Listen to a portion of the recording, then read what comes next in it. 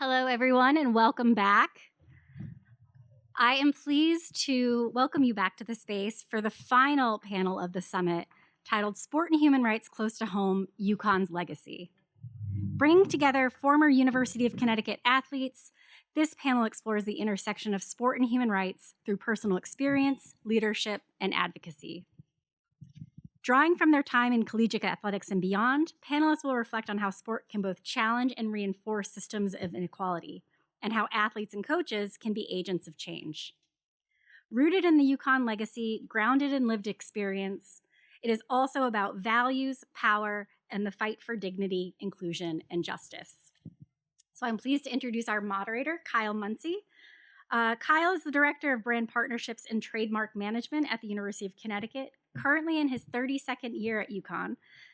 Kyle is the chair of the President's Committee on Corporate Social Responsibility, a member of the Workers' Rights Consortium Board of Directors, and an active participant in the Fair Labor Association. Just word of format, all of these panelists have incredible connections to and reflections to share about their experiences in athletics here at UConn. Kyle's going to introduce each one of them individually, and then they'll speak and then move down the panel that way. So Kyle, I'll leave it to you. Thank you very much, Erica. Hello, everyone. Welcome back after lunch. As Erica mentioned, we're blessed here today to have a great panel of UConn people here at the table. So, as we talk about sport and human rights close to home and UConn's legacy, we asked each of the panelists to think about how college sports changed their view or shaped their view on human rights. And what I'm going to do is I'm going to introduce each and then let them speak briefly, and then I'll introduce the next panelist, as Erica mentioned. So, and they don't even know what order I'm going in, so it's going to be a complete surprise for them. You'll see how prepared or not prepared they are. So Doron Sheffer came to UConn from Israel in 1993, and we were all blessed to be able to watch him and teammates like Ray Allen create the foundation that is the basketball capital of the world today. Since 1988, basketball has been an integral part of Doron's life, achieving remarkable success at the college and professional level. In 2002, Doron turned a cancer diagnosis into a profound personal transformation, physically, mentally, and spiritually. Today, he gives lectures and leads workshops, sharing his life story and offering practical tools and insights. We're thrilled to welcome him back to campus to hear his perspective on the role of sport in human rights. Doron? Thank you very much. First of all, I'm very happy and honored to be here. Dan, thank you very, very much for inviting me. Each time I come back, for a place, I lived here for 3 years with a lot of a great experience on and off the court, and it's very special and exciting to be here again and to take part of a very special and inspiring convention. So thank you very much. Just a little bit about myself and what I do today with basketball. Like Kyle said, I played here for 3 years, played before professional, after professional in Israel. I got drafted after my 3 years in Connecticut. Came back to Israel, played in Maccabi Tel Aviv, in Jerusalem. And when I retired, and it was almost 20 years ago, I started a new chapter with my connection with the game, and I'm taking it today as a educational, therapeutic, and empowering tool. In many ways, sport is like the religion of the year 2000, with a great potential to affect people. I quote a lot Michael Jordan that said basketball was for him the visa to the heart of the fans. And I feel privileged that through the game I get the opportunity to meet people. I work a lot with kids and juniors and also adults, but I try to give them today something that I believe is much more important than a 3-point shot I made in the game or a championship I won. Tools for life. I see, basketball is you can learn through the game, through sports, everything about life. Through dealing with the failures and crises, dealing with success, and working together. What is a true victory? taking responsibility, values of faith, of creativity. Everything you have in the game, you have in the game of life. And one of my strong messages that I repeat, and it's important for us to learn from the game, to take it to the game of life, is regarding taking responsibility. And I want to read something from one of my books that I translate, and it's about the message, important message, that the ball is in our hands. So to the questions of what variables might influence the ball on its way to the basket, my sister answered, the sum of all of the desires of peoples involved in the game. Means the players, the coaches, the referees, managers, media people, and all the fans, whether watching at home or in the arena, are the ones who determine if the ball will go into the basket or not. The same moment the basket is in the ball is in the air, let's imagine now, final NCAA, UConn against who? North Carolina, Duke, who is today a second to go, we're tie game, the ball is in the air. Imagine this moment. We're talking about millions of people all over the US and the world, and especially in Connecticut. So on one side, millions of people in Connecticut is praying and wishing the ball to come in the basket. And on the other side, millions in North Carolina wanted to come out. So if we're thinking about this moment, is this area in the air is charged with countless thoughts and feelings and desires and prayers, that all of those affect the game and its results. So if we compare the game of basketball to the game of life, and the ball of the game to planet Earth, that is also round like a ball, okay, we will better understand that the ball is in our hands and that we are all key players.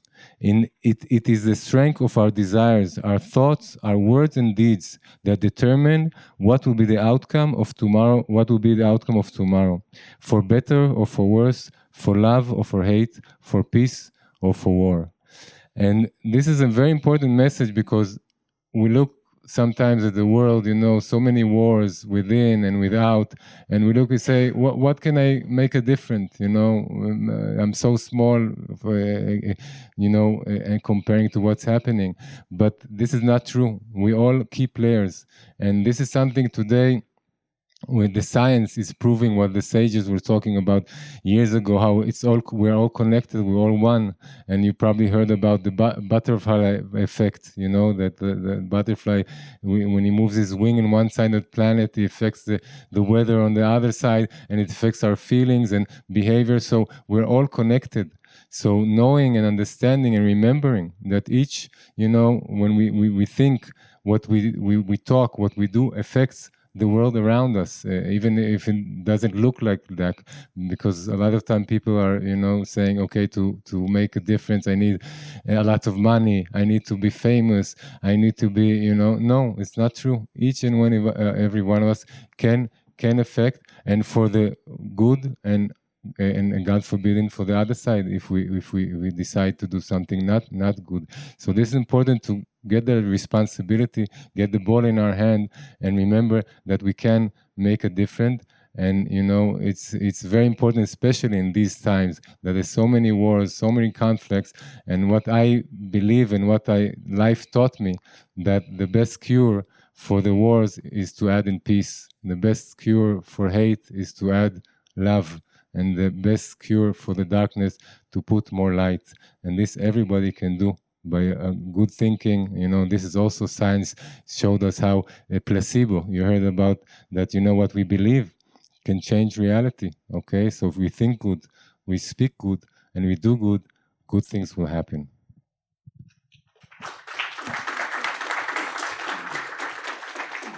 Thank you so much, Doron. Tricia Hawthorne-Noble is the Senior Director of Department of Student Activities here at UConn, where she leads student engagement, leadership development, and inclusion initiatives within the Division of Undergraduate Student Success. She's a two-time UConn alumna and former UConn All-American and Team Jamaica track and field athlete. Tricia integrates her athletic experience with her social work background to advance holistic student success. She served in athletics, academic affairs, and student engagement in our time here on campus. And we're excited to have her on today's panel to hear about her cross-functional approach to her work. Trisha. All right. Thank you, Kyle. And thanks for reminding us that we all play a pivotal role, right, in everything that goes on in society. Thank you for inviting me, and thanks for everyone that's in the room today. I have some notes here because I tend to go off script all the time. So I'm going to try to keep myself aligned. What I'll start with is my journey began from the age of 6. I was born and raised in St. Andrew, Jamaica. And that's where my sport began, right? For the fun, the love of the sport, fun, leisure. But as I grew older and got into high school and into college, I realized something deeper. For some folks, it's really survival. Where's my next meal coming from? How am I going to survive? This is for my family. And for some, it's also this emotional and personal struggle of trying to identify what is my identity? Because when you're told that you're really talented, you put all your goals in one basket, you have all your dreams in one basket, you have all your energy and everything tied to that one identity. And that's called identity foreclosure, when you really just hone in on one role and one identity, and you don't even explore the other portions of yourself. And that's something that I've struggled with, and that many athletes struggle with as well. And I often tell people that the sport saved me. I will share, I wasn't the most well-behaved kid growing up. So the sport kept me in alignment and taught me some discipline and kept me on the right track. But so much so, even though it saved me, it really honed me in to just focus just on my athleticism. And my worth was built around my performance, and I wasn't as vulnerable as I should be. But vulnerability also at the time opened me up to some bias, to some burnout, to some exploitations, to some isms as a Black Jamaican woman. And that's where the human rights piece started for me, even before I had a language for it, because it goes beyond laws and politics, right? It's about dignity and protection and freedom truly to just be whole. So I realized through my sport, my identity really depended on how fast I ran, how many medals, what my times were. And that's really what I was over inundated with at all times. So when I arrived at UConn, PWI, or I'm coming from New York City, Jamaica to New York City to UConn. That's for another day. And like I said before, I got in a little bit of trouble even here with my college sport. So I had to learn a lot about who I was and how to navigate those pieces. But for me, there were some intersecting things that I had to go through. And that's my race, my gender, my culture, and so much of my experience. On my team, I was really valued and supported, and I was really proud to wear the UConn across my chest and won many accolades. And, you know, I can say I'm proud of those things, but I realized, again, something so much deeper, that even excellence does not exempt you from inequity. So institutionally, I began to see how systems decide whose win matters most, coming from a track and field team at UConn, non-revenue sport. So it doesn't matter how great you are, there are just certain times where athletes in non-revenue sports may just feel a little bit invisible. So I had to navigate whose win matters most, whose wins were simply noted or not noted at all. Then there's the NCAA. We heard about the NIL earlier and throughout this entire summit so far. Right, we're student athletes, but if you talk to many student athletes, they may say they're an athlete student because the structure may feel more like labor than learners. And let's be real, right? College sports is a multi-million-dollar industry. You have the NCAA, athletic departments, apparel companies, media networks, they all profit. Universities build facilities and massive stadiums and sell jerseys and sign multi-million-dollar broadcasting deals. And yes, we could talk about NIL a little bit, but at the time when I was competing and running for Jamaica from a young age of 18 and on the junior Olympic team or the under 23 team or traveling internationally, I couldn't even get coffee for free for representing my country while I was a student athlete here at the university. So let's talk about some of the issues at the pre-NIL era just didn't allow. And for the NIL piece, I do want to point out that yes, there's freedom now for students to be able to get compensated for their name, their image, and their likeness. But it does not negate the inequities that are there. Because for me, I think someone mentioned earlier, there should be some research on that because there might be more exploitation. And for me, when I'm looking into my research, especially for Black and brown athletes, there's another identity structure that folks have to navigate as well. So years later, having graduated more than 10 years ago, won't date myself, more than 10 years ago, I just want to really point out that yes, NIL is great, but it just does not erase inequity.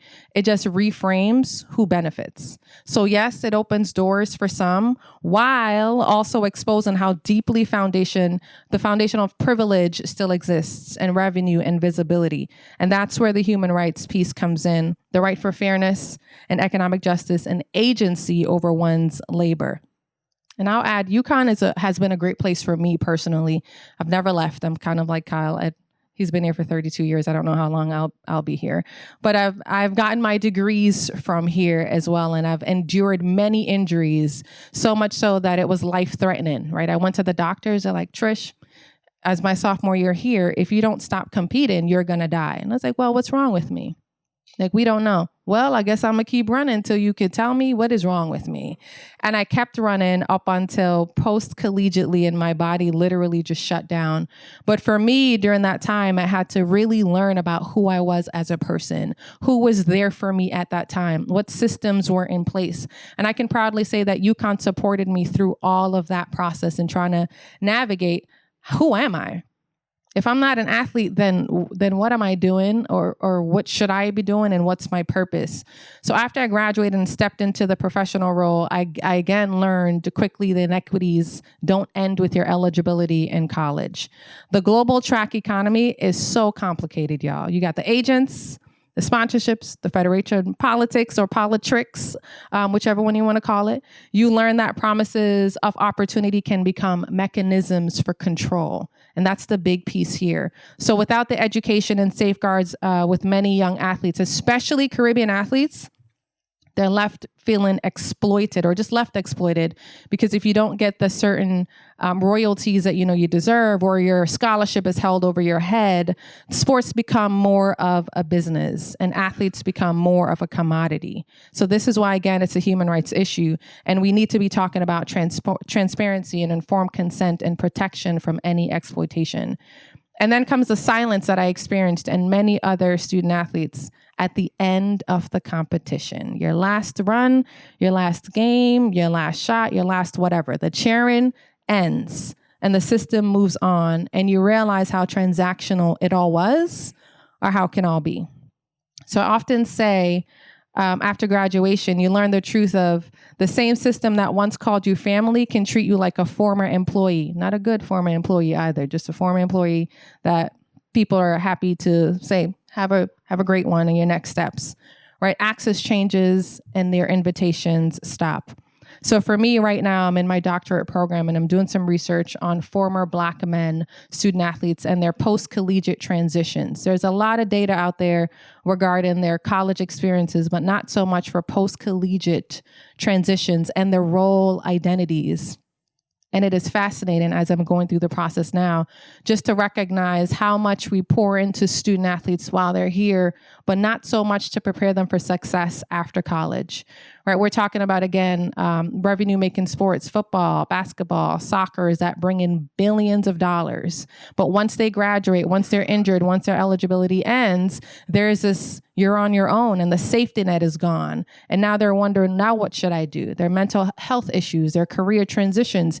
There's so many things that this population and many other athletes go through.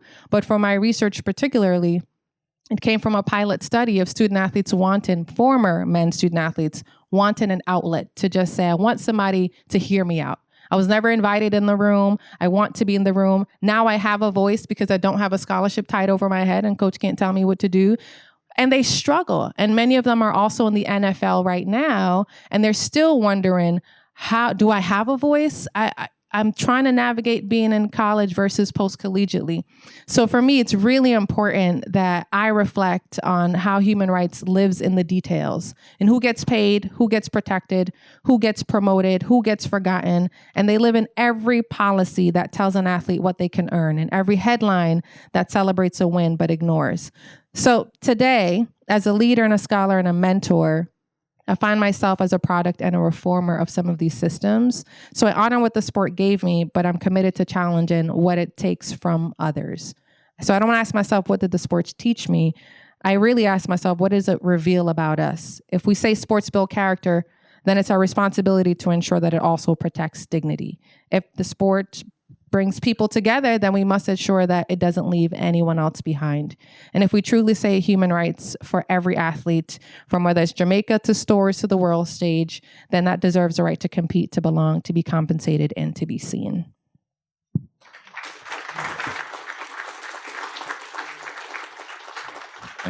Thank you so much, Tricia. That was fantastic. Harrison, Brooks, you have to follow that. Brooks Fitch Jr. was born to Harrison Brooks Fitch Sr. and Lillian Hazel Fitch in New Haven, Connecticut. His educational background includes a bachelor's from UConn as well as an MBA from American University. He had an international business career at IBM and Xerox, and he's used his father's legacy as the first Black basketball player in UConn history to uplift students through the Harrison Fitch Leadership Fund. This fund provides fellowships for underrepresented students who demonstrate leadership qualities and the potential for future success.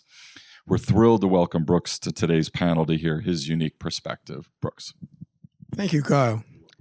First of all, thank you to I apologize for my voice. I have a little bit of allergy here, so I apologize for that. But thank you, Kyle. Thank you to the Dodd Center and University of Connecticut as well, not just for this very timely, inspirational summit meeting on human rights, but for what UConn has done since 1934, which I'll elaborate on just a little bit, to really enhance the focus on human rights. And my remarks can be summarized basically in two statements. One statement is that when you look at it, and by the way, when I say we, I'm talking about the Harrison Fitch Leadership Initiatives, but primarily my wife and our family. This is my wife, Shelley, up in the front. And yes, by the way, yes, I did marry up. I think that's the right term. But the reality is that we strongly feel that the past should provide the foundation for the future. So we're focused on the future. We talk about human rights and the challenges that they faced in 1934. We're facing similar challenges today and then some. And also I must thank this audience, because looking on this audience, I can't help but smile because you give me hope. You really, just seeing your faces and your joy, your energy. So thank you for that. So when you look at though, two parts of it, legacy is that the past has to form the foundation for the future. And we're focused on the future because the future is now. And along that line, let me introduce to you two young men that we have highest expectations for to continue their exemplary journey. This is two Harrison Fitch Leadership Fellows, Sebastian Ramos and Tyrese Reed. If you could wave your hands.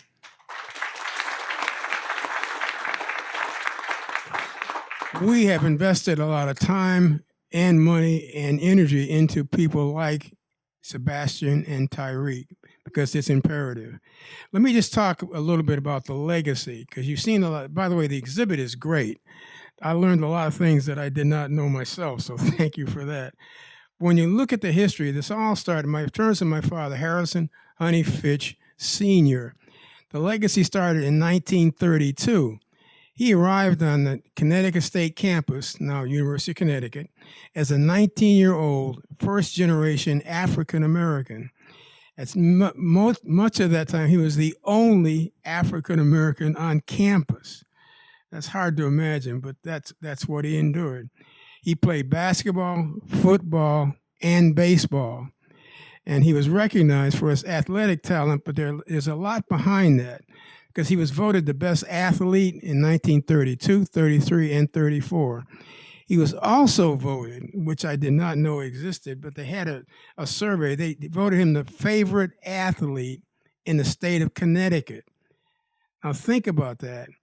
We talk about athletes and people in general. Some people you would like to have as exemplary, those you can aspire to be like, others not. When you're voted the favorite athlete in a state, that says a lot about who you are and what you represent. He was a great athlete, but what he did was he really exhibited qualities that really allowed people to support him at a level that was unprecedented. This is in the 30s. Think about what's going on in the 1930s, 32, 34. What happened was he was recognized in many different ways. There was an incident, January 7th, 1934, where UConn went to play the Coast Guard Academy. Coast Guard Academy refused to play UConn because Harrison Honeyfish was on the team. There was a great deal of discussion. His white teammates were irate. They refused to play. But after much quote-unquote negotiations, like what Tricia talks about, negotiations, the decision was made to play the game without Harrison Honeyfish playing. What happened next was really what made a difference. Many of our ancestors growing up in that time, and before certainly, endured a lot of atrocities and harassments that really we can only even imagine today. In the scheme of things, this was somewhat minor. They refused to play him.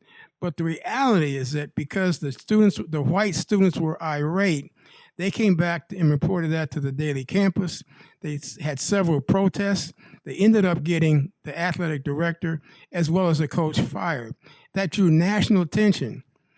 What happened next, though, February 14th, 2021, Dominic Amore with the Hartford Courant did his research and worked with UConn. He found out that the first African-American athlete at UConn, period, was Harrison Honeyfish. And he published that story. As a result of that story, several things happened. The first thing that happened was I got a call from Admiral Bill Kelly, was in charge of the Coast Guard Academy at that time, 2021. He said, he called and said, we'd like you and your wife to come and visit our campus because we've changed. We apologize for what happened, which was great. We really like you to visit the campus.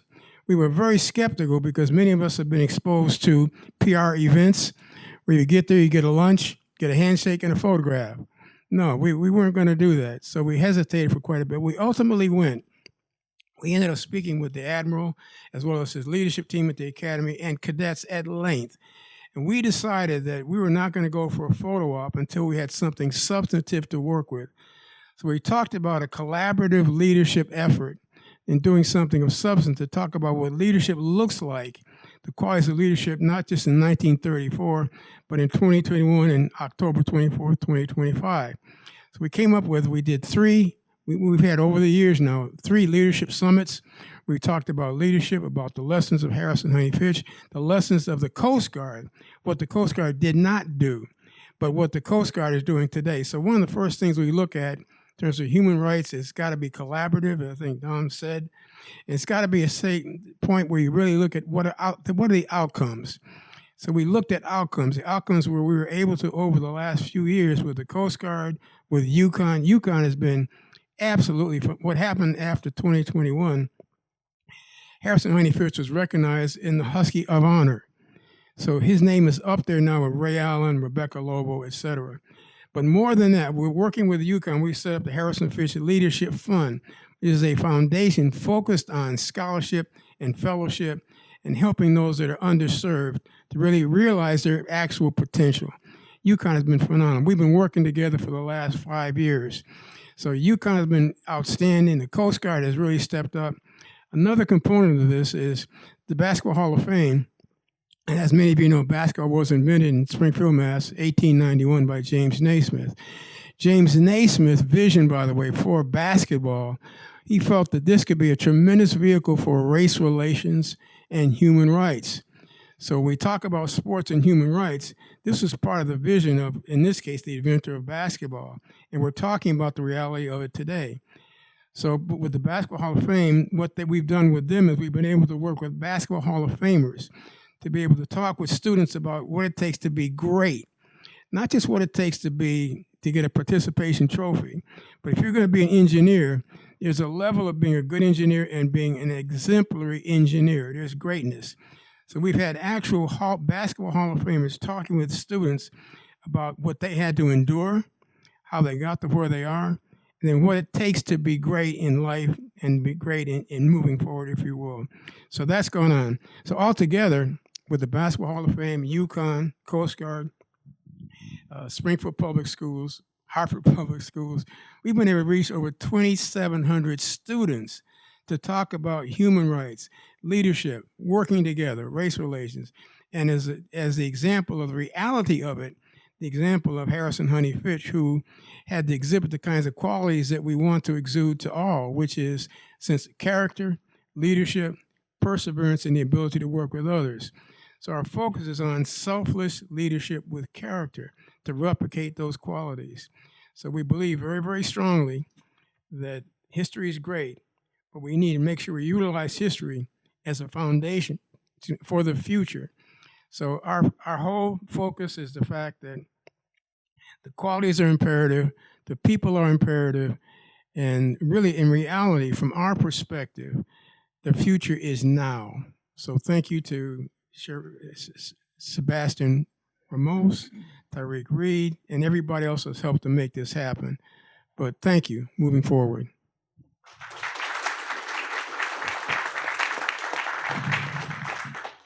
Thank you very much, Brooks. Brian Sheriffs was a 3-year starting quarterback for the football team and earned his master's degree in financial risk management from UConn's School of Business, working today as a financial advisor in wealth management. In 2017, I had the pleasure of working with Bryant. I was pinch hitting in the athletic department as a PR person with the football team, and Bryant quickly became a go-to for me. Trusted to be professional, incredible representative of UConn publicly, even when it might, as you could imagine with our football team sometimes, been much easier to just go to the bus, not talk or gripe about how badly things were going. I'm excited, and we all are, to have Brian here today to share his unique perspective on athlete rights, institutional accountability, and the evolving relationship between higher education and sports. Brian. Hi, everybody. First off, I really want to thank Dr. Waller for really making this happen, and thank you all for being here. It means a lot to me, and I couldn't tell you how much it truly does. I don't have a speech prepared. I got a lot of passion for beliefs that have really evolved over my life, which has just been a culmination of experiences with sports at the center. And to share a little bit about my background and kind of why I have some of the beliefs that I do, and then how UConn really shaped me, I have to go back to Athens, Georgia, as a young boy in an environment where there were human rights tensions around the region, but it was a unique community really engager, going to athletic events and living so close to a major university in the University of Georgia, where something really settled in for me that stuck with me. And I think it's a large part of why I wanted to play football since before I can really remember. And that's just the real joy of the high fives and the community, celebration at games, and barking at kickoffs. And in time, I learned, the identification of, we're all Huskies here. Even if you're a Celtics fan or a Knicks fan, but as Huskies, we identify as the actual mascot. It's a part of our identity. And, that can be said whether you went to UConn, whether you're a fan, a Connecticut resident, or just like the Huskies. It's a part of our identity. And for me, coupling community and sports is the best avenue for bringing together Democrats, Republicans, no matter where you might be from. It was the locker room. Locker room was always a place where for me, I had brothers in the locker room. It was family for me. And it was something that as a young kid, sports was a way for me to have friends. I learned pretty early on that, I really like sports, and it seems like other people really like that I like sports, and I kept trying as hard as I could. I was the guy in the dark in the neighborhood, that didn't want to be seen working hard, but I was the hard worker, and I just had a vision to, play football. I wanted to be that warrior that was on the field, that everybody was, gathered around to see and be a part of that special element of our society where, you knock down all the barriers of maybe your belief systems and unite around something. And then it was really the pursuit that I had, for those visions that, you meet adversity through all the stages, but, I started following the coincidences that seemed like coincidences, and just random events, when I went to North Carolina State and decided that I wanted to transfer universities after my freshman year. And I'll never forget, I got a call, and I was at the pool, actually. It was the middle of the summer. And it was a coach here and an invitation to come up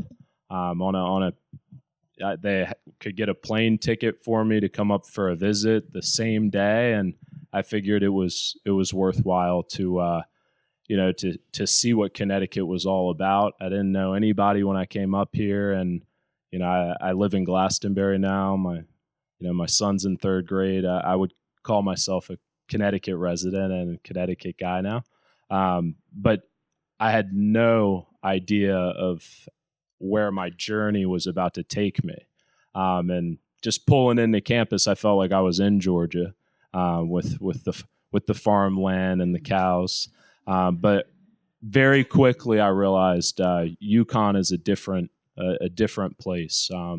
It's a place that's near and dear to my heart, and it's a place that, when I think about the last 10, 11 years, it's a place that resides in the middle of a whole lot of changes as it relates to intercollegiate athletics. So from a perspective standpoint, if you flash back, to when I was a student athlete here, my son was born before I graduated, which was, the best event, that's ever happened to me. But at that time, it was very difficult because it was not in the rule book, for me to even be able to provide for him, beyond what was set out, I guess, in my scholarship. I couldn't make money to provide for my son, which, I didn't think about it. I was very naive at that time, but I was trying as hard as I could. But if you think about the changes since then, it's very, very significant. But for me personally, my son's mother was a student athlete here. I sat out for a year, and that's just what the rule was. There was no transfer portal, and I wouldn't have changed anything. It was a great year for me. I loved UConn, developed a whole ton, like a ton. That was my biggest year of personal development. But I think about what I've now experienced, from the business school days here, to the graduate business school days. I got my graduate degree in financial risk management, and I work at a big bank, big firm, wealth management. My passion lies in, the pursuit of the athlete, and the aspiring athlete, and what that pursuit can inspire in the form of, colleagues, teammates, but most importantly, community and generations. So for me, I was in kindergarten drawing pictures of, Maurice Claret, who a lot of people in this room probably don't even know who that is. But he was on top of the world at one time, and that time was when I was in kindergarten. But shortly thereafter, he didn't make it. He didn't make it, which making it is all relative. But, in my 5-year-old perspective, it just never made sense to me, what happened to Maurice Claret. Couple years later, I read my favorite book to this day, Friday Night Lights, and Boobie Miles. Boobie Miles, he was on top of the world and, in Permian, Texas. And he was a warrior and he was a role model to me. I was I was 8, 9 years old, and it just was a gut in my stomach to see why didn't Boobie Miles, why didn't he make it? Why? Just because of something that was out of his control, an injury that was out of his control changed his life and had that much of an impact.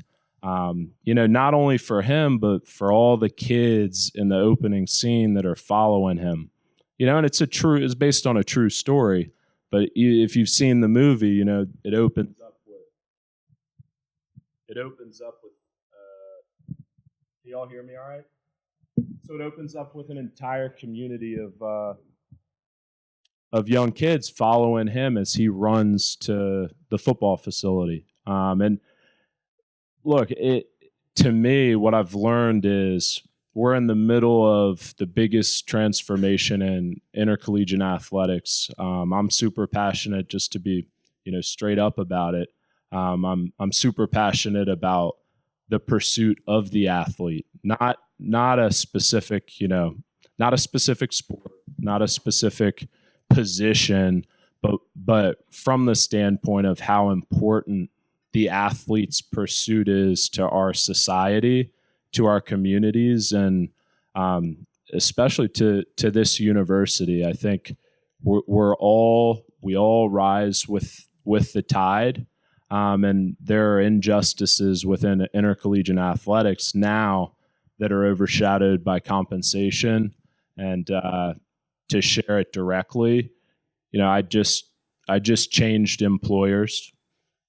Open enrollment is just what exists. You have an opportunity to enroll in benefits, corporate benefits.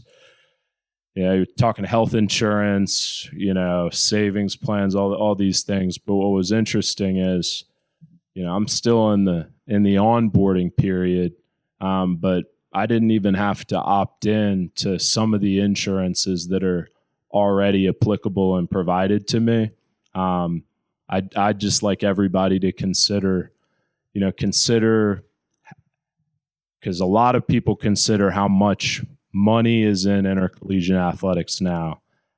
Whether it's revenue sharing, whether it's the corporate beaks getting wet, or the valuations of, the landscape domestically, globally.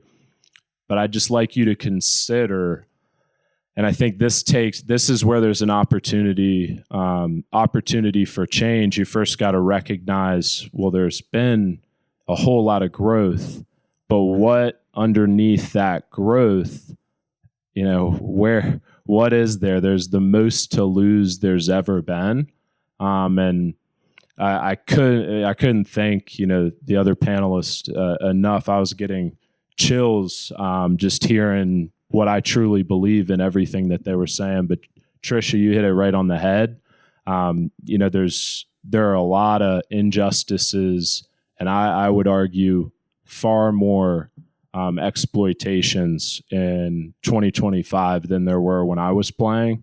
And I think there needs to be more awareness spread around the re-identification of a student athlete versus the re-identification of someone who's identified with a value that's constructed for profit. Great. Thanks very much, Bryant.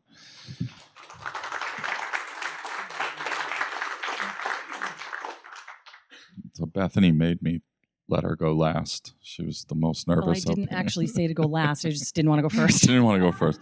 If you're not first, you're last, says Ricky Bobby. So Bethany's a two-time UConn track and field All-American and 2006 Olympian with a degree here at UConn. Her experience as an elite athlete instilled in her a deep appreciation for the way sport can shape identity, foster equity, and create pathways for growth. Today, she channels that passion into her work, where she empowers individuals to build strength, resilience, and confidence, both inside and outside the fitness studio she owns and operates.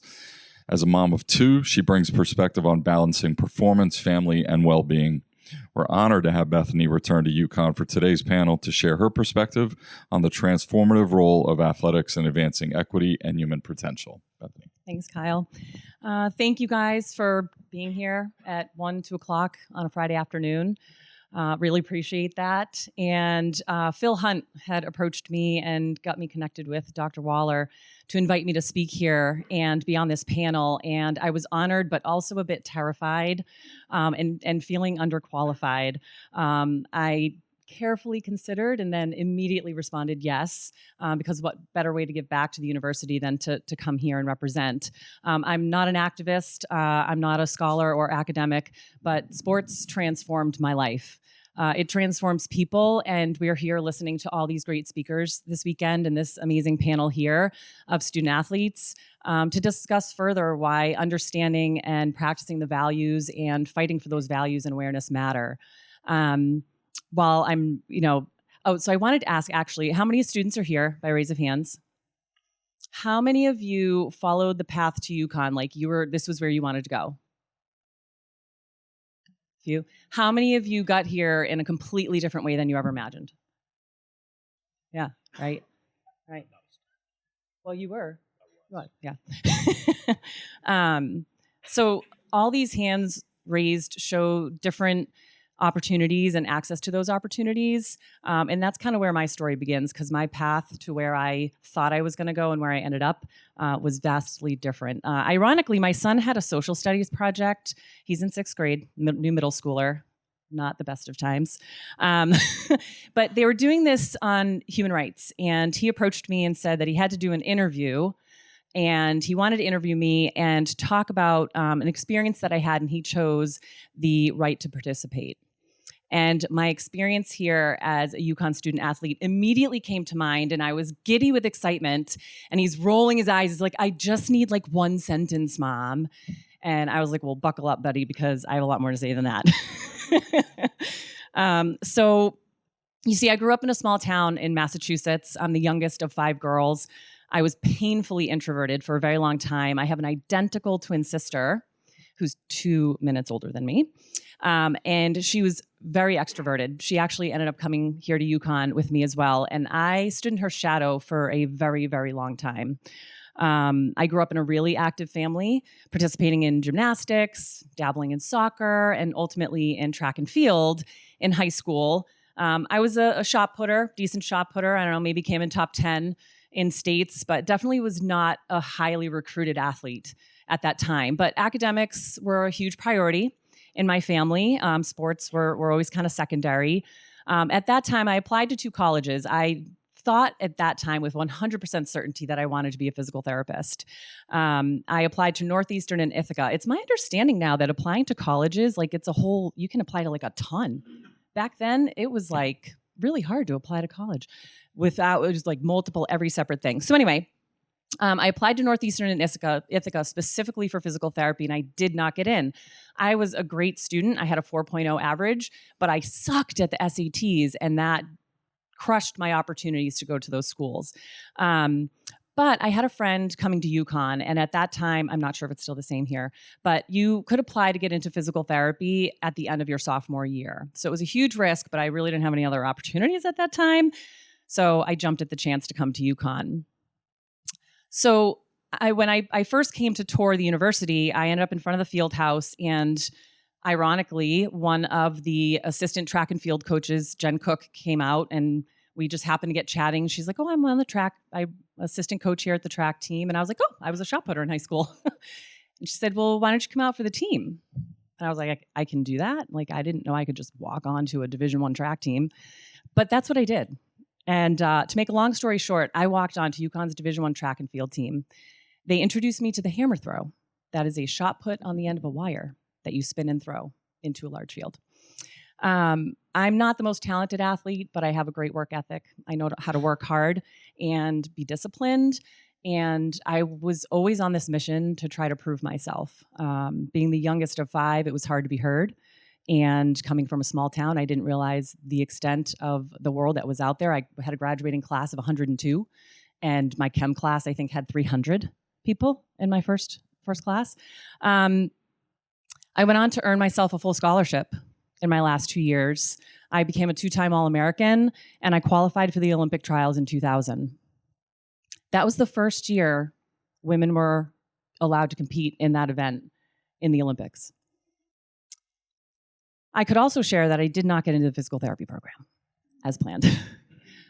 So I took the athletic training route. It did serve me well in my life, and went on to become a personal trainer.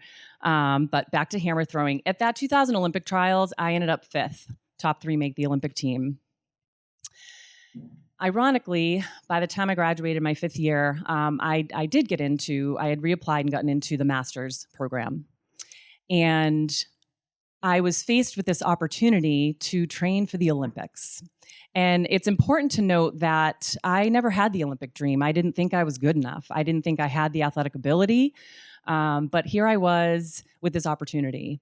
And with my mother's permission, I put my degree on hold. I never did finish. I feel like that's important to say. I've had a very successful athletic training and personal training career. So, that wasn't the path that I intended, but it worked out great. And I went on to train for 3 Olympic trials in track and field. I ended up working as an athletic trainer for a physical therapist who was trying to make the Olympic team on the medical staff. And he was working with the sport of bobsledding. And one day he approached me in 2001. And he was like, I think you'd be good at pushing bobsleds. I was like, okay. I'd never heard of bobsledding for women. Women didn't compete in the Olympics until 2002 in bobsledding. So I took the opportunity. I went up to Lake Placid, learned how to push a sled on wheels. And, here, and I ended up making a 2006 Olympic team in the sport of bobsledding. And so twice I've stood in this place of 2 sports that were brand new for women in the year 2000 and 2002. But I was so focused on competing at that time, it didn't even dawn on me that those wouldn't be accessible opportunities to me. But like Pablo said yesterday, there's invaluable lessons to be learned in sport. And for me, that was community. It's where I found my belonging. I made a name for myself. I was no longer living in my sister's shadow.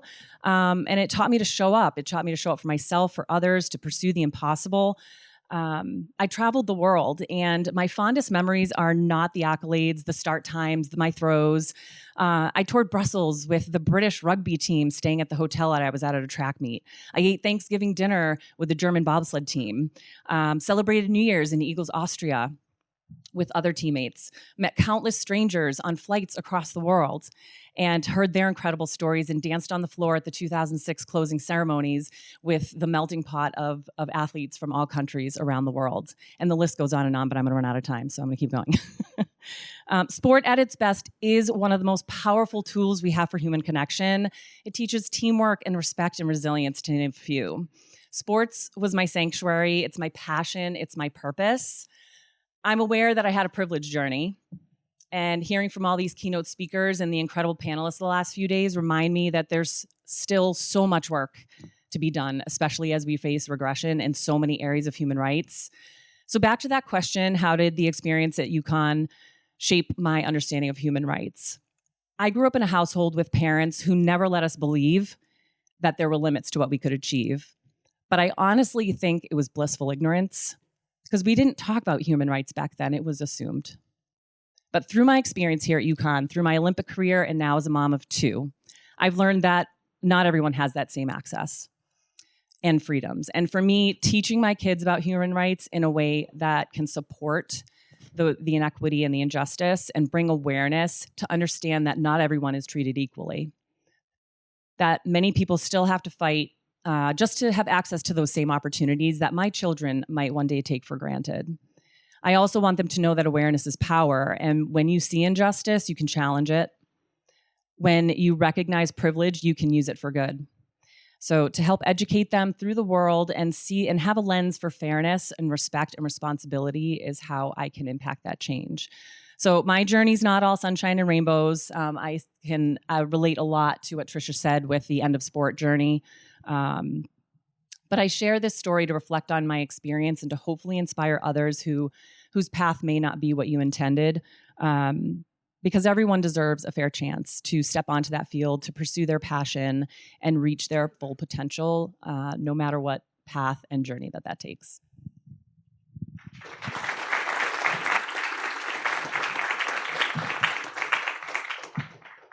Thanks very much, Bethany. And thanks, everyone. We are going to open it up to questions. So I think there are microphones around the room.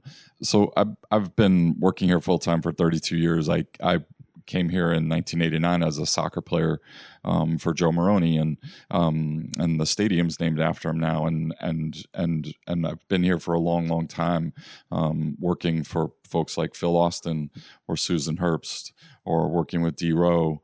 And when you've been at a place long enough that they start naming buildings and they have their statues to those people, first of all, you're old, you've been there a long time. And second of all, you picked really good mentors. And I worked as the PR person for 17 years with Coach Calhoun and the men's basketball team.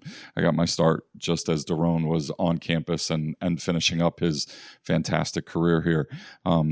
And I can say, from having worked with student athletes for a long time, we're really fortunate. This group here at this table, they're the best of what UConn has to offer.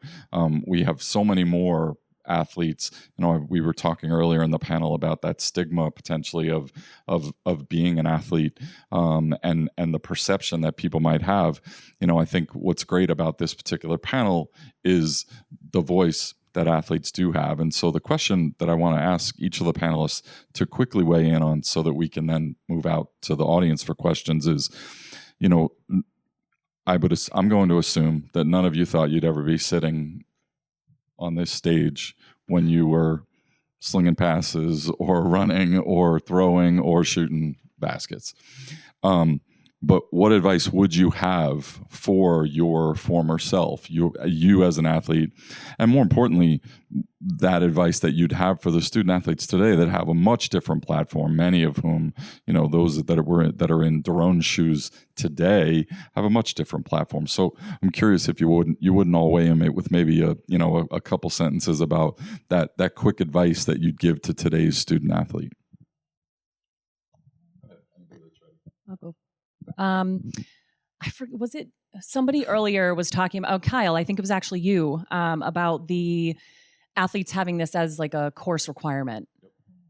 I think I just wasn't educated about this when I was a student athlete, and to bring the awareness to, and, like having these hardships as, you as a student athlete, having a child you can't even provide for. And I think education would have been something I would have told my younger self to pursue or ask more questions than I did back then. I could go. The non-serious response first is stay out of trouble, is what I will tell my younger self. I got in a lot of heated matches with my coach at the time. But truthfully, what I will tell my younger self also is to know the power in your voice.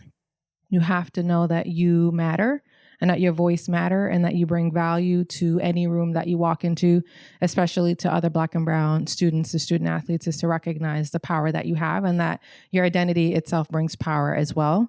The second part is, what would I tell student athletes nowadays, is to stay engaged, to get involved. I graduated without a complete resume, so I got offered a job without a resume. Don't do that. That was not I had to figure out, who am I, what have I done?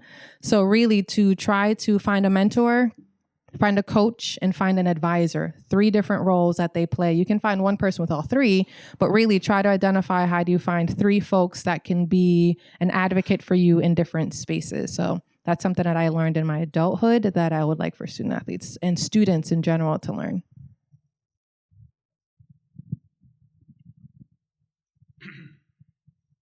So for any student athletes out there, or otherwise, I strongly believe in this, and I personally experienced it, and I'm very thankful for the faith that a younger version of myself had just in making that ask, and that ask being, if you can sit here and see someone that you want to be like.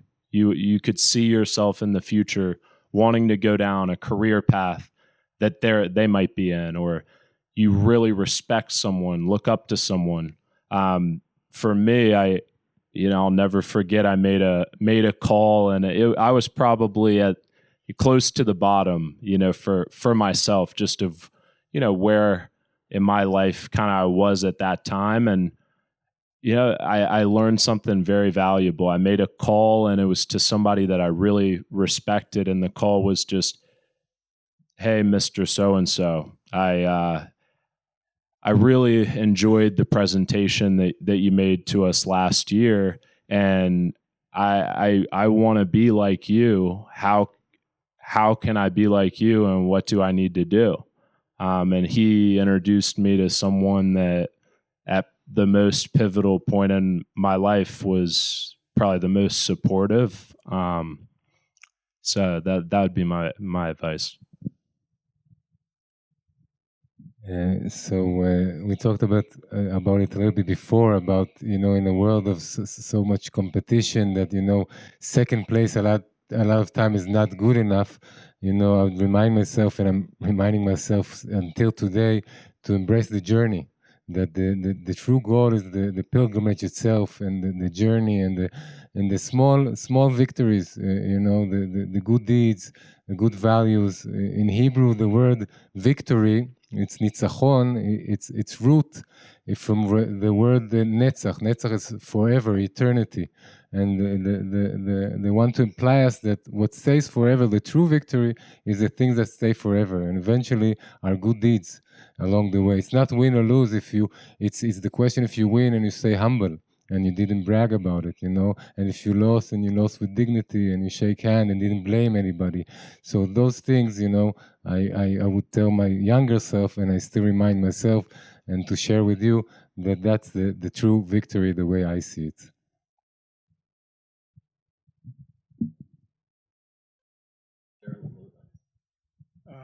I was an athlete, but nowhere near the level of my father, or nowhere near the level of those on the panel.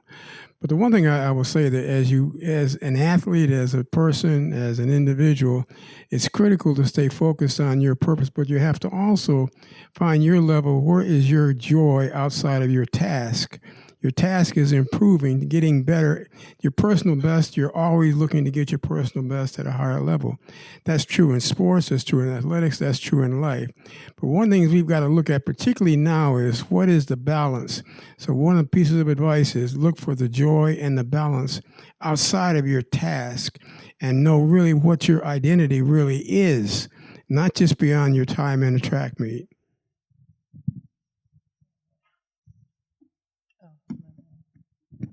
So if we have any questions out in the audience, got a question one, up in the back, and then Shireen. Yep, we'll go with the one in the back first. Yep. Hi, my name is Tamisa, and I'm a student here. My question is for you, Mr. Finch Jr. I'm actually a transfer from Vanderbilt University, and when I was there, I was working at the Black Cultural Center. And one weekend, we had a lot of student-athlete alumni come to visit. And for a lot of them, they said that this, like being at Vanderbilt in 1964, was like impossible for them. And it's something that they wouldn't really wish upon their worst enemy. So I'm kind of wondering, from, obviously that's Tennessee, and this was Connecticut. So I'm kind of wondering, like, the dichotomy in your mind of, like, there are some people that are like in the same situation as me, but in a different state, and it's just like completely different. I'm wondering if that kind of affected you at all during your education journey.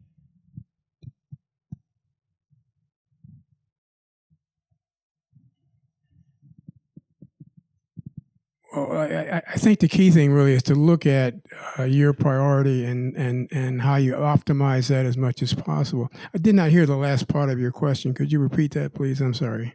Yeah, it was just kind of like dealing with or thinking about that during your education journey, not only as an athlete, but as a student, a Black student in particular. Yes, that is a critical view that most people, not just athletes, don't take that look because they're so focused. One of the things we find out is that as we're at your age and moving along, we focus on productivity. That productivity highlights what we're doing in terms of track, what we're doing, whatever that might be. But then you start to realize that there are other things around you that you've got to be aware of. When I was growing up many, many years ago, we were told by the old folks then, stop and smell the roses. My reaction to that was, what roses? I didn't know what the roles. I was not aware. So just be more aware of what really is around you. See, and the phrase that I think of is seize the day. Every day you have an opportunity to look at what is around you and to appreciate that. Yes, life is challenged, but you'd be amazed what happens when you start to become much more aware of what really is around you. So hopefully that'll just be much more aware, more conscious of being aware, I think would be does that help? Okay, good. Thank you. Yeah, what I can add too, right? I definitely was not around in the 1930s, but even from research, there is a form of anti-Blackness, but also Black liberation existing together, which is challenging even in today's day and age, right? So when we look at the killing of George Floyd, Breonna Taylor, et cetera, it continues on that Black men are still trying to identify where do they belong in society, and especially for Black men student athletes. So I think for your question of like perhaps how do they navigate that, I think some student athletes are still trying to figure that out. Students in general are still trying to figure out where do I belong, how does my identity fit in. And society looks different, but history is repeating itself in so many different ways. And racism may have been subtle in certain areas of the country, and now it's broad and bold, and you folks are still trying to navigate that, right? So we have to make sure that we are recognizing, number one, are we in a safe space, because we can't guarantee safety anymore, but at least a psychological safe space for you to be able to speak up and to be an advocate.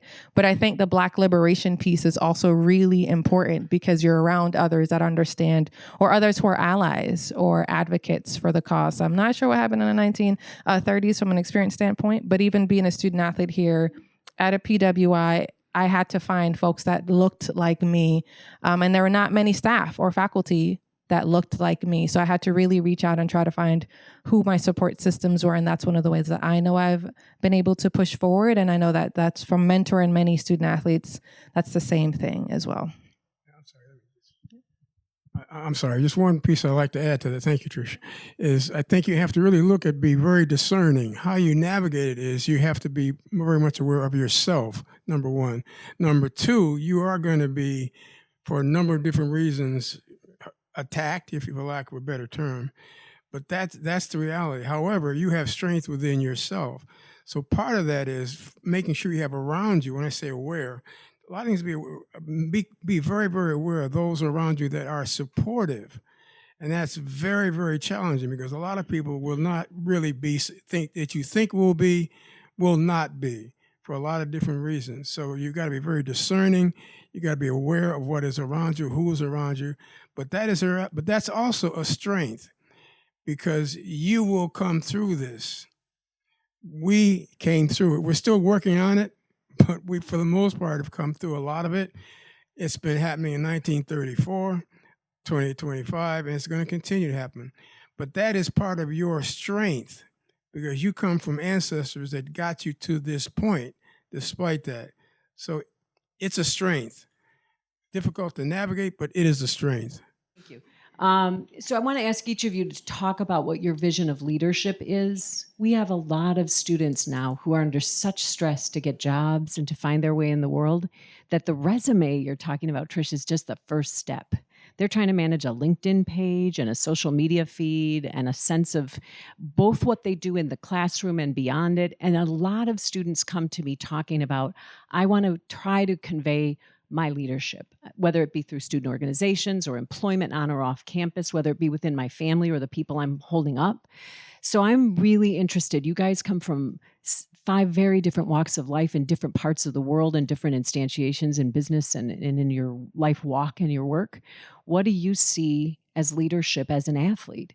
And how does that leadership translate both within the sport that you've played or continue to engage in and to the world beyond it? Great question. I'd say at the core, and it's a true belief of mine, I have to accept that I did put it together from a yoga instructor that I had last year, but I truly believe it. So I think it's important to share. I think we're all sitting here. I think every decision that we make at the core is based on human connectivity. So when you think about a team and translating from a team, and the lessons that you learn on that team, both in the triumph and in the adversity, it's really the journey. It's the journey of all the assembly parts of that team or unit where you're working towards a common goal, and you're putting yourself in the back seat of the car. You're in the car of the vision, and the best leaders that were around me were servant leaders that they didn't have to do the things that they did, and I'm still learning, but the things that I look back on, it means so much to me. So I would say, in a digital world, I would also say just being able to look somebody in the eyes is the biggest differentiator than it's ever been. So I would highly recommend too, like if you can get in front of another individual, you can't replicate that connection. So I think that's never been more paramount.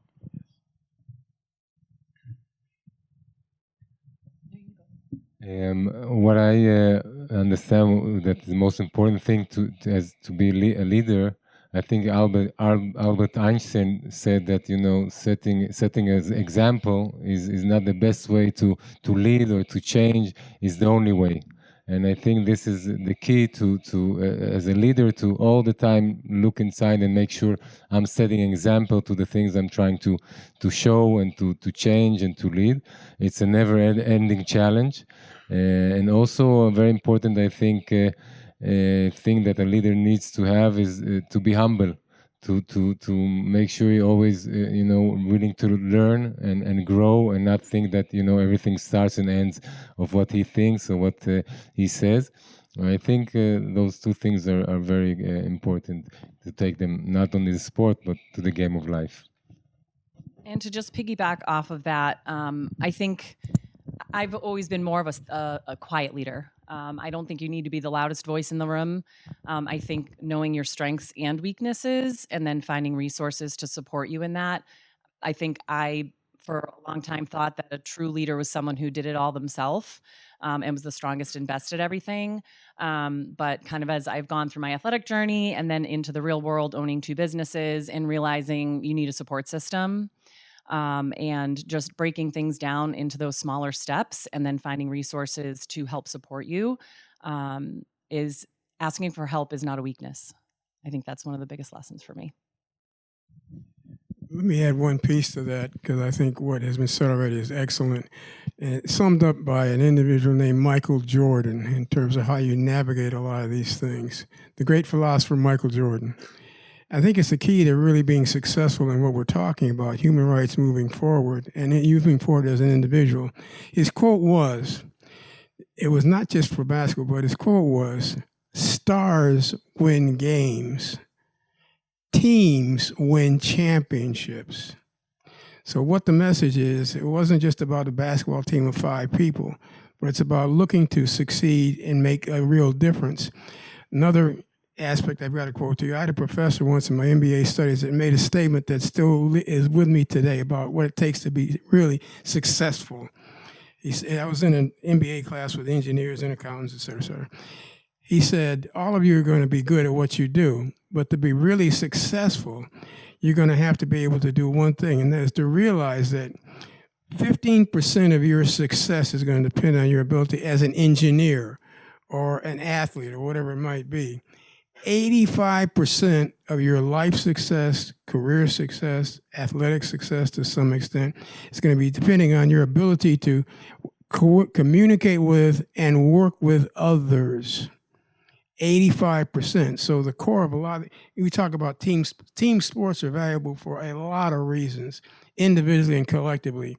The training that comes out of those sports is invaluable and really can lead to success in life. Human rights, your rights, the community's rights. Yeah. really trying to, I teach leadership all the time. So I'm really trying to figure out like, how do I put it into one quick sentence and not like giving you all definitions. One thing that I try to lead with is just leading with purpose, right? And recognizing that you can't shy away from difficult conversations and you have to learn how to navigate those.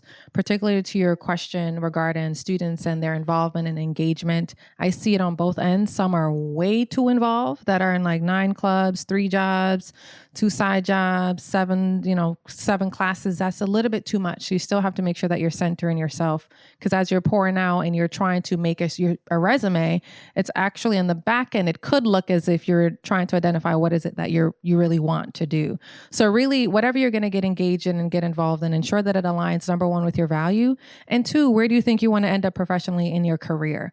Don't just do it just to do it and to fill up your resume. It actually doesn't serve you too well, except to keep you a little bit busy.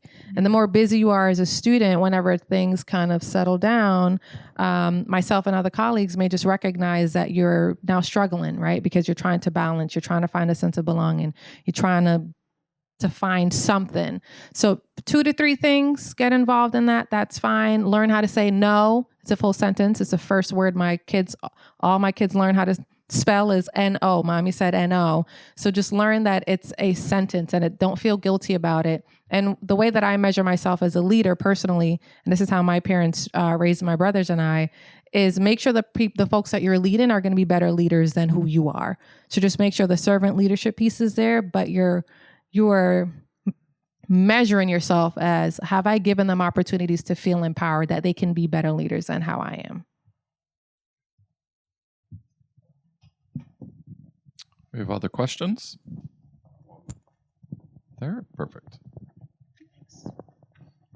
Hi, thanks again for a great hour here.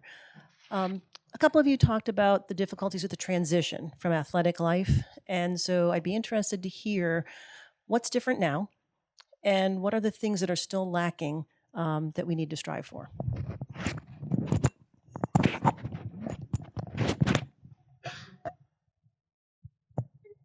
Now, personally, from my personal experience, my re-identification was also into the realm of really establishing like what sort of identity as a father that I wanted to be for my son and family at that time, but also it's a chunk of your identity that's kind of taken out of how you think about yourself. But at that time, it was really like entry level job. You don't really think, like, I didn't think about it all too much. It's actually probably helped with the whole experience. But I can't even imagine a vice president of a university shared a thought process that I hadn't thought of a couple years ago. And I can't even imagine, frankly, some of the collegiate athletes that I know and I care about. I can't imagine and now, granted, this is not everybody, but this is an element of that I do think we'll see in coming years. But re-identifying from, let's just say, $500,000 value into a professional career where you see wage withheld pay and it being a fraction of what you've learned your value is, I think that could potentially be debilitating. I dedicated a lot of years to compete for this country, 10 years post-college, and I left track and field on my own terms. But I was one athlete of hundreds, right, in the track and field world. And then I went out for one last bobsled team training for Vancouver in 2010 and blew my Achilles out in the combine in 2009 and abruptly ended my career. It actually makes me emotional. Wow, I didn't think that was going to happen. That was a long time ago and it still hurts. there was no press release. There was no thank you for your time. I was a commodity, right? And so that didn't feel good. And I've often thought when my kids get involved in sports, because your identity is hugely tied to that, and I don't think we can ever change that, but I think we can change the support we receive when we're exiting, whether it's as a collegiate athlete, as a recreational athlete, like or even as a student, right? When we have an identity tied to those things, and we don't often have support when we have these huge life transitions. I don't know if those resources exist in this day and age, but I know they didn't back in 2010. But I hope that they do, and I hope that they are able to come up with ways to support athletes as they exit sport, because not only to support them in that identity, but also so you feel the gratitude of the time and the effort and the sacrifice that you give up for your sport.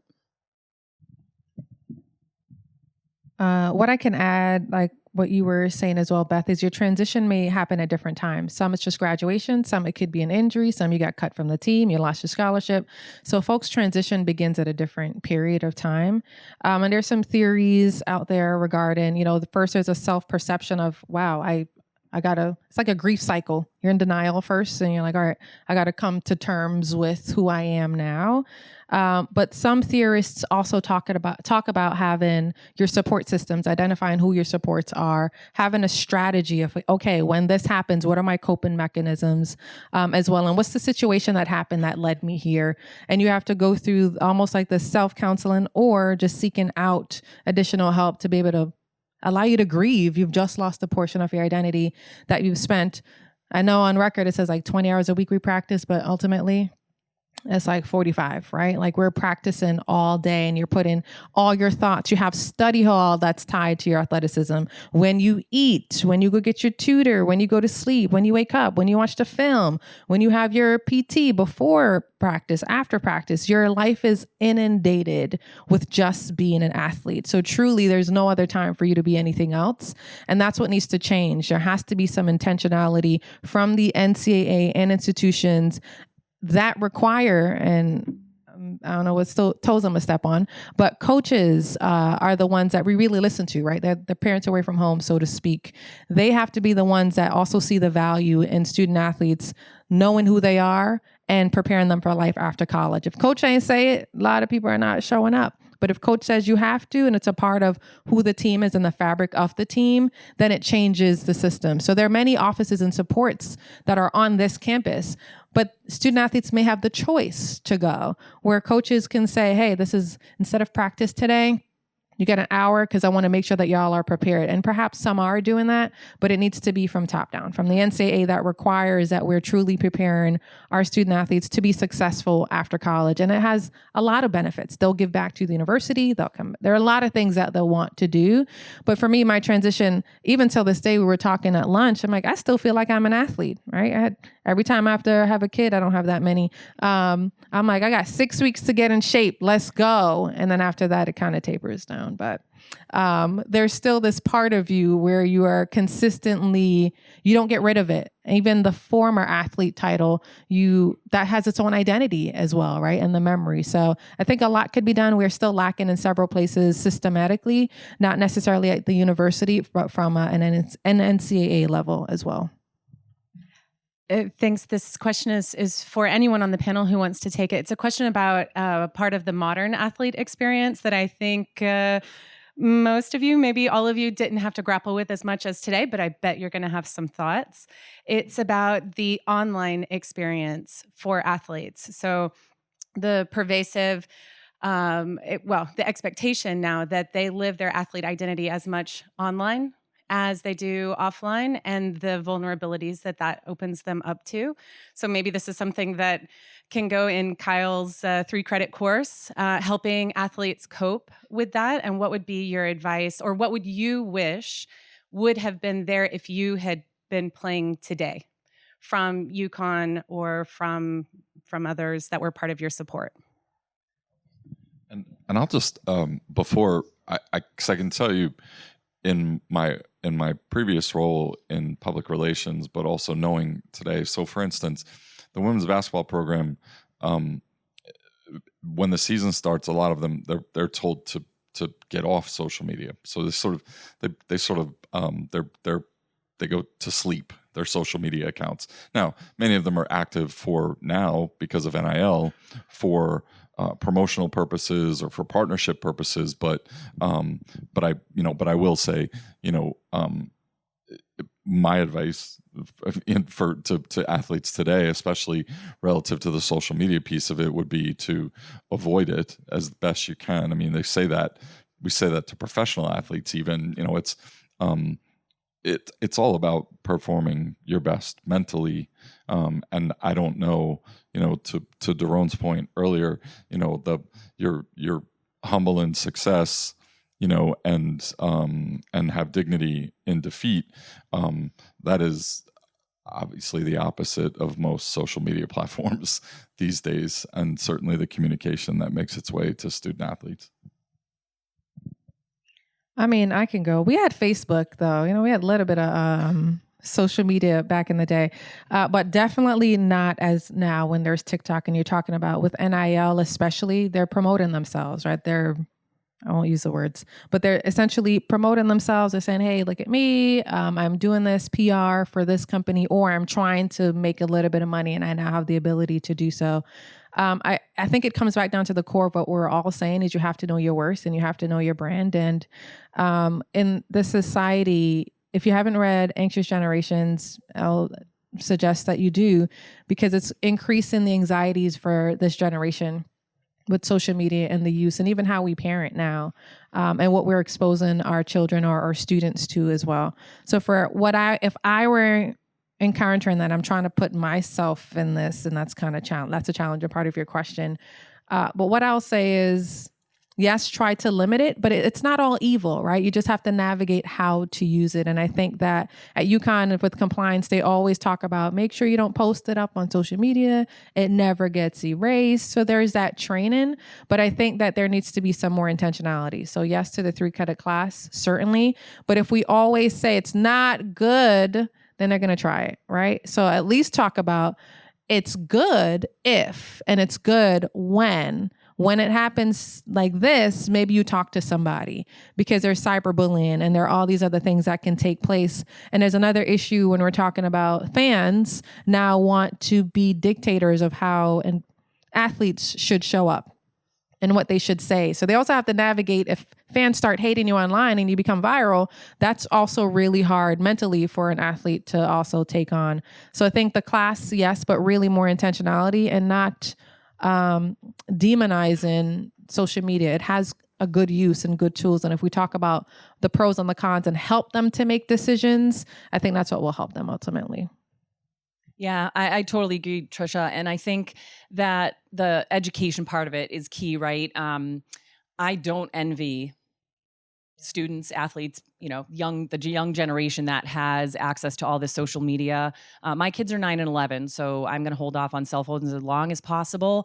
And it's funny because I went back and forth between how much access should I give them? I'm not going to let them have anything till they're 15. But then I realized I also have to educate them on how to use it properly, right? So kind of these little steps along the way of, here's a smartwatch, or not a smartwatch, but here's a watch that you can text me and has your location and stuff. But I think it's hard for the generation now who had free access to cell phones and social media and we didn't kind of really know what we know now and how viral things can go, positive or negative. So I think learning to find those limits and boundaries. And like Trisha said, I think there's a positive way. I wish we had some social media to promote women's bobsled back in the day when it was an unknown sport. I think that would have been awesome. It's all stuck on a phone, like a flip phone that I have somewhere. That probably couldn't even take pictures. So I think the education piece, for those athletes who are utilizing social media and to learn what boundaries and what resources they have when they are finding themselves under scrutiny or those negative things that are happening, and positive ways that they can use it too. So yeah, it's a tough world out there. I don't know. So I definitely agree, and we can say overall that everything that there is in the world has a potential to be good or bad, and the key is what we do with it, what we do, when we use it, how we use it, what's our intention, and rather than say, okay, you don't use it at all or use it all the time, is really the education, teaching, and reflecting, what's the outcome when we use it and how we use it, and the social media is one of the biggest power in our generation that can really ruin things, but also build and set good messages, and that's the important thing, I think, to educate and remind us that the ball is on our hand and to take responsibility in what we do and why we do it. Well, I want to take this time to wrap things up. We really appreciate, first of all, our panelists. A round of applause, if you don't mind.